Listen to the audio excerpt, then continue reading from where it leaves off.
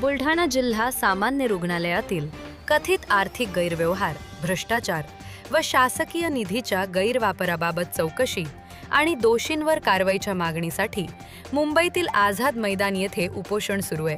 उपोषणाची दखल घेत सिंदखेड राजाचे माजी आमदार डॉक्टर शशिकांत खेडेकर यांनी उपोषणस्थळी भेट देऊन उपोषणकर्त्यांची चर्चा केली। शासनाच्या मागणीतून त्यांच्या मागण्या मार्गी लावण्यासाठी प्रयत्न करणार असल्याचे त्यांनी सांगितले। उपोषणकर्ते चंद्रकांत ज्ञानदेव खरात यांनी प्रकरणाची सखोल चौकशी करून संबंधितांवर कायदेशीर कारवाई करण्याची मागणी केली आहे। माझं नाव चंद्रकांत खरात, सामाजिक कार्यकर्ता देऊळगाव राजा, जिल्हा बुलढाणा। मी जिल्हा सामान्य रुग्णालय बुलढाणा येथे झालेल्या प्रशासकीय अनियमिततेबाबत, भ्रष्टाचाराबाबत इथे आझाद मैदान इथे अमरशोपोर बसलेलो आहे। या संदर्भात लाचलुचपत प्रतिबंधक विभाग यांनी भ्रष्टाचार प्रतिबंध कायदा अधिनियम 1988 17ची जी मान्यता मागितली होती सार्वजनिक आरोग्य विभागाला, ती मान्यता आणखी 2 वर्ष झाल्यापासून मिळाली नाही। ती मान्यता तात्काळ देण्याकरता इथे आमरण उपोषणात बसलो आहे। तसेच माझ्या तक्रारीवर राज्यस्तरावर एक चौकशी समितीची स्थापना झाली। त्या चौकशीच्या अहवालाच्या अनुषंगाने 21 अधिकारी याच्या जबाबदार आढळले होते। अद्यापही त्यांच्याविरुद्ध कारवाई न झाल्यामुळे मी त्या आमरण उपोषणात बसले।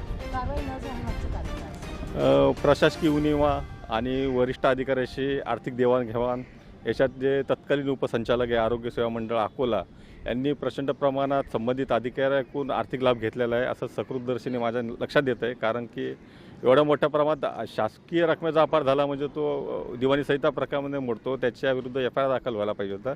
तशी कोणती कारवाई न झाल्यामुळे मला इथे बसावं लागलं। किती रकमेचा भ्रष्टाचार?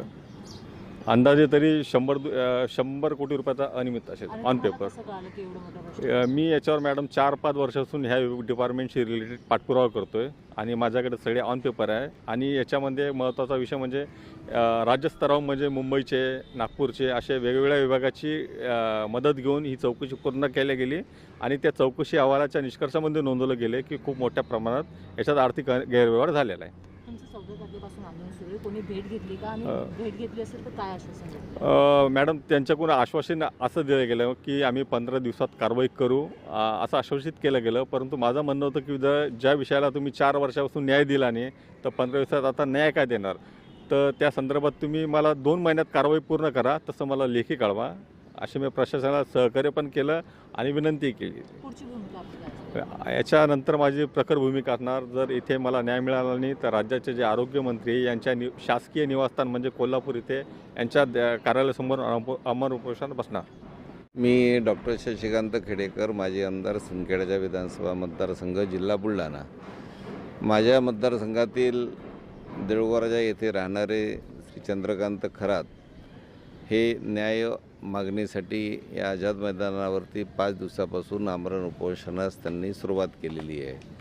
आणि जवळपास बुलढाणा जिल्हा सामान्य रुग्णालयामध्ये जो कथित भ्रष्टाचार झाला, जी अनियमितता झाली आणि करोडो रुपयाचा अपव्यवहार त्या ठिकाणी झाला, त्याविरुद्ध दोषी लोकांवरती कारवाई करून त्यांना योग्य ते सजा झाली पाहिजे। यासाठी खरात साहेब 4 वर्षापासून या गोष्टीचा पाठपुरावा करत आहेत आणि त्यांच्या या पाठपुराव्याला बरंचसं यशसुद्धा आलेलं आहे।